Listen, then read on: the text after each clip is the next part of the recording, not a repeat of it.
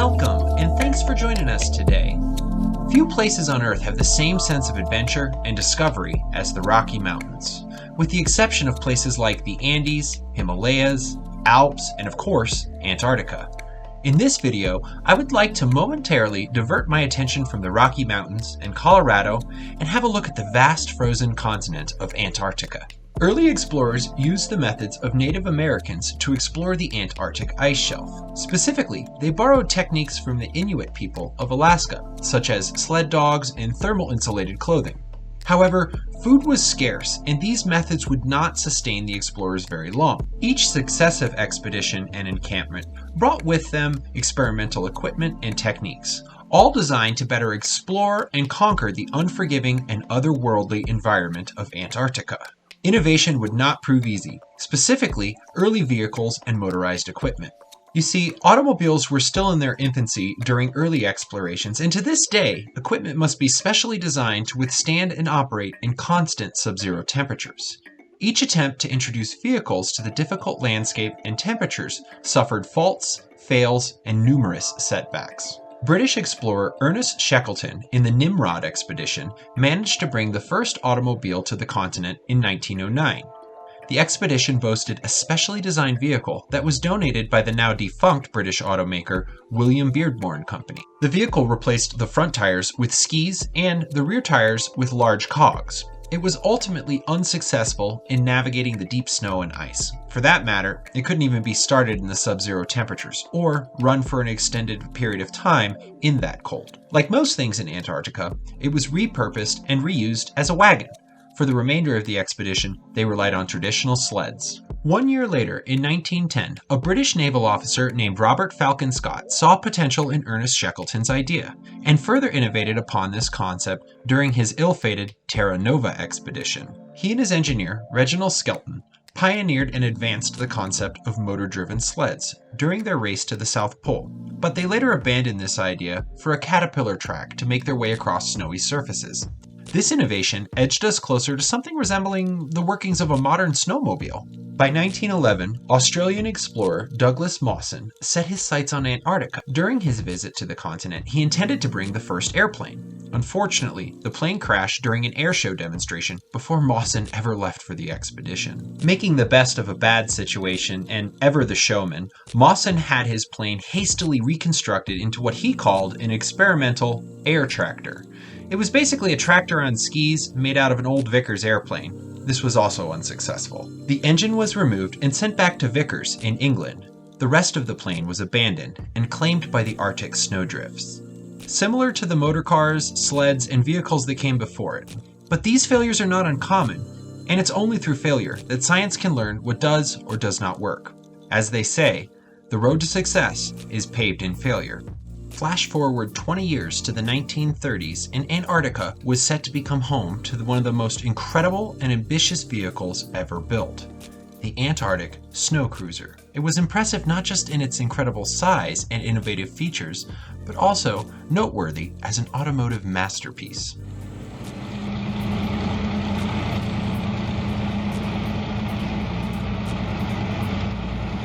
Camden, New Jersey. Accepting an autogyro for his South Pole expedition, Rear Admiral Richard E. Byrd says farewell to the USA. Now I wish you all good luck and bid you goodbye. Before the Arctic Snow Cruiser could make its way to Antarctica, the groundwork was laid by Rear Admiral Richard E. Byrd from the United States Navy. Byrd is most well known for his successful flights over both the North and South Poles, although his claim to the North Pole flight was later disputed by the Smithsonian Institute. Nonetheless, he was an accomplished Arctic explorer who was a part of the crew who completed the first transatlantic flight in 1919. Eventually, Richard Byrd was the recipient of the Medal of Honor, which is the highest honor of valor given by the United States. Through the 1920s, Byrd had been organizing American expeditions into Antarctica. He had established 2 bases on the continent, Little America in 1929 and Little America II in 1934. By the end of the 1930s, war was threatening to engulf the world as World War II was ramping up. Germany, as well as the Japanese Empire, were increasing their activities and territorial ambitions around the continent of Antarctica. Because of this, President Roosevelt sought to make the U.S. presence in Antarctica permanently established. Roosevelt's increased interest in the continent drastically improved Richard Byrd's third expedition to the Antarctic. It grew out of its small and privately funded roots into a well-funded mission, one that looked to maintain United States bases on both sides of Antarctica. This new expedition was organized jointly by the U.S. Department of State, the U.S. Navy, the Department of Interior, and the U.S. Department of War. The base that they created was named Little America 3, and it demonstrated the United States' interest and dedication to the Arctic, a spirit that continues to this day. This was the largest expedition the world had seen, and nations waited with anticipation to discover the final scale of this grand expedition.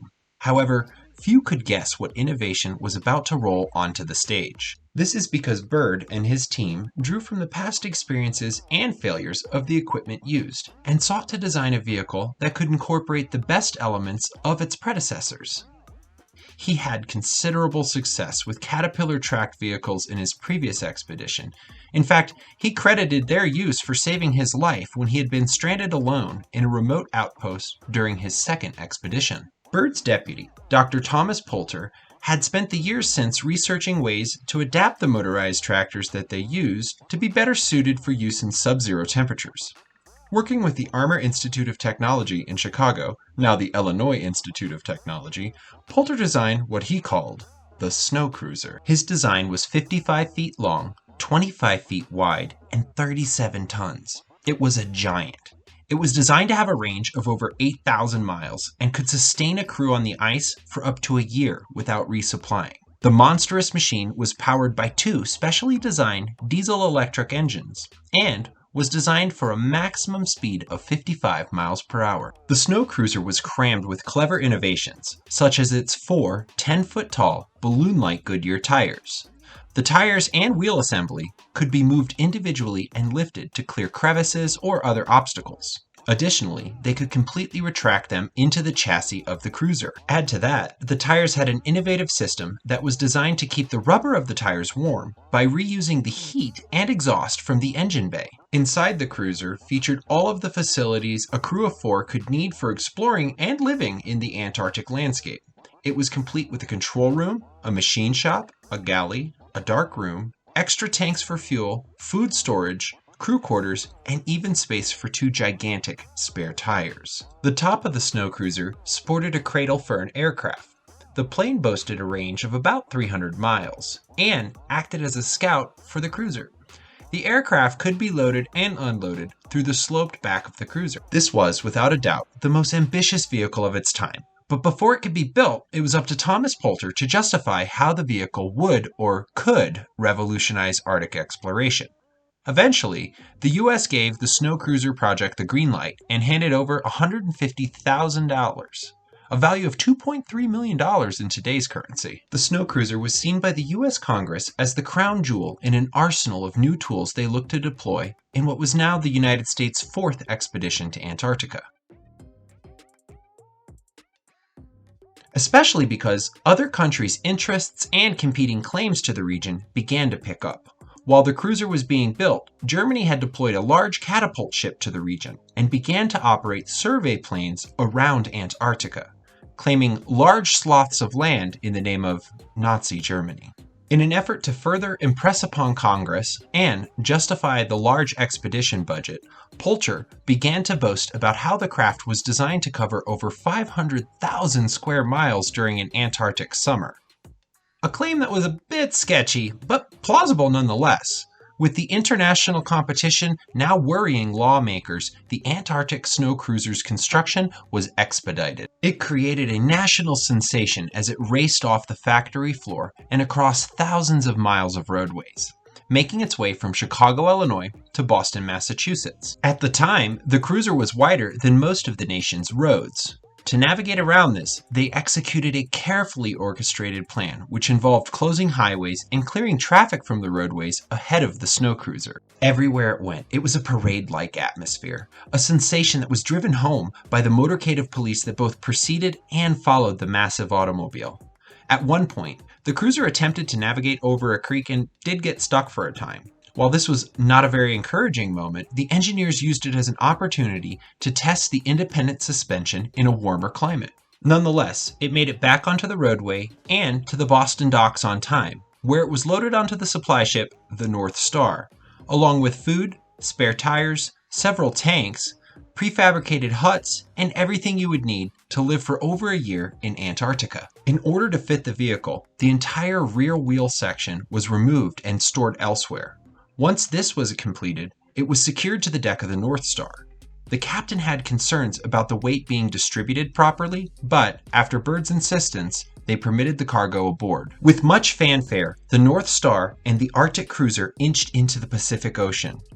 After a few nervous moments, the captain gave his approval and set sail in November of 1939. As it made its way, the New York Times surmised, "The snow cruiser has connected West Base and East Base, or has rolled along the coast which no man has surely seen, or, perhaps, made itself a laboratory base for a period of months at the pole itself." Only a few of these hopeful claims would come to pass. The expedition reached the site of Little America 3 in January of 1940. As the Arctic Snow Cruiser made its way off the North Star and onto a simple wooden ramp, the ramp began to give way, leading to a tense moment when Byrd was nearly thrown from the roof of the cruiser. Fortunately, Byrd was able to run to a handhold and secure himself. Meanwhile, Poulter, who was at the wheel, hit the accelerator, leaping the cruiser forward and on to the relative safety of the ice.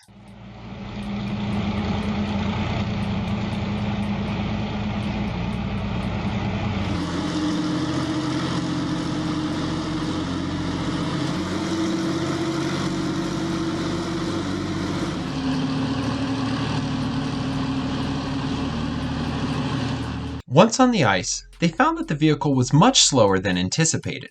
To correct this issue, they outfitted the snow cruiser with 2 spare tires for additional traction, but this design change gave way to a new problem.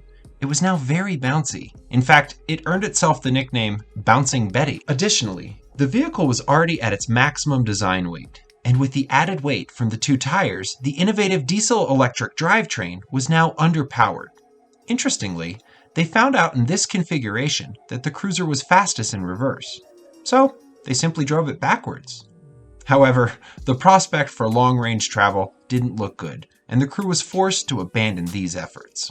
Making the best out of the situation, they used the airplane to survey large sections of the ice shelf that Little America 3 rested on, and was able to scout into the continent. While its primary purpose was not successful, it did find success as a stationary laboratory and served as the most luxurious and modern crew quarters on the continent. The innovative heating system and insulation materials proved to be very effective and was integrated into future projects. However, the Great Arctic Snow Cruiser was forever assigned as a stationary part of Little America 3, to be moved no more. This is how it remained until the western base was decommissioned in 1941.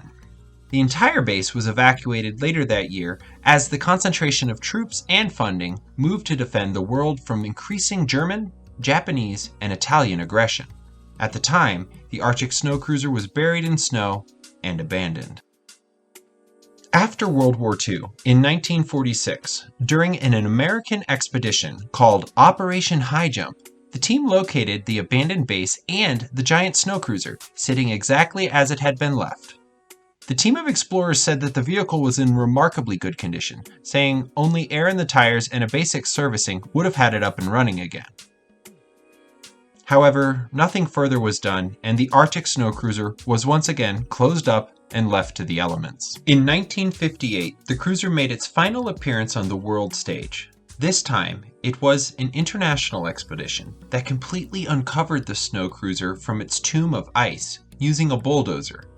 It was hidden under several feet of snow, but a long bamboo pole left by the previous expedition still marked the location of the snow cruiser. Inside, the cruiser was again reported to be exactly how it was left over 2 decades ago, complete with newspapers, magazines, and cigarettes, still placed as if they were waiting to be picked up at any moment.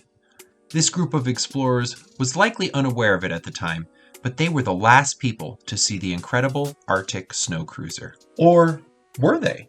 Could it be possible that the Snow Cruiser is still sitting under the snow and ice of Antarctica? Somewhat recently, a team located pieces of Douglas Mawson's air tractor. They were discovered under 9 feet of ice. Relics from old expeditions are found regularly to this day. Many of these items are preserved by the sub-zero temperatures and ice encasements. Some feel that the Soviets may have recovered the Snow Cruiser after it was unearthed in 1958. While this is very plausible, it is unverified and remains just a theory. While we ponder the fate of the Arctic Snow Cruiser, let's take a moment to look around at modern-day Antarctica and the ruins and derelict structures left behind after generations of exploration.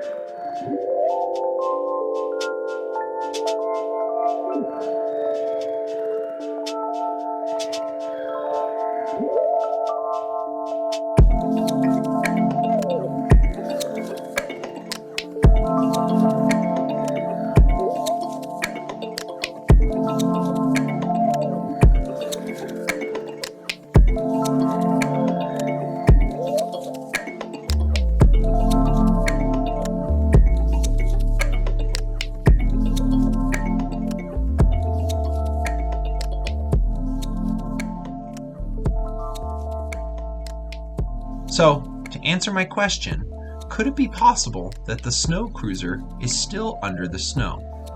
This is likely not the case.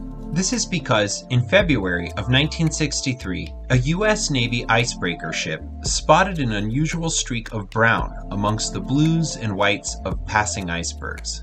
As they edged closer, they were amazed to find what appeared to be the remains of Little America 3 protruding from the iceberg. The ship launched its helicopter to take aerial photos. It even landed on the iceberg in an attempt to access the base.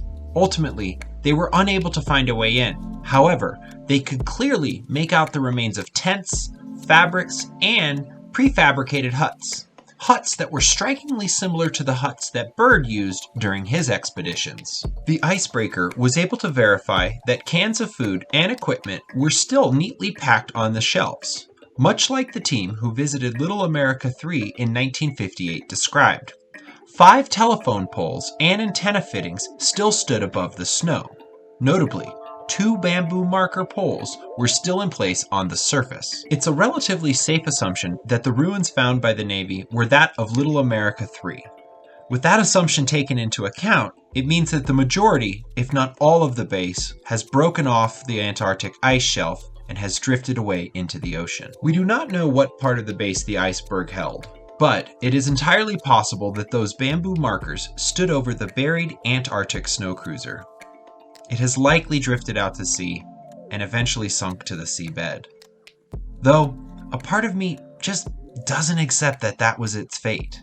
I still hold some hope that one day she will emerge, jutting out of an old iceberg or maybe perched on the side of the Ross ice shelf. Perhaps it could be dredged up from the seabed by a commercial fishing operation. One thing is certain though, despite its failure to connect the east and west bases, it successfully ignited the American spirit, imagination, and most of all, innovation. I really do appreciate the time you've invested with me here today and for your support. Please do take a moment more to like, comment, and subscribe.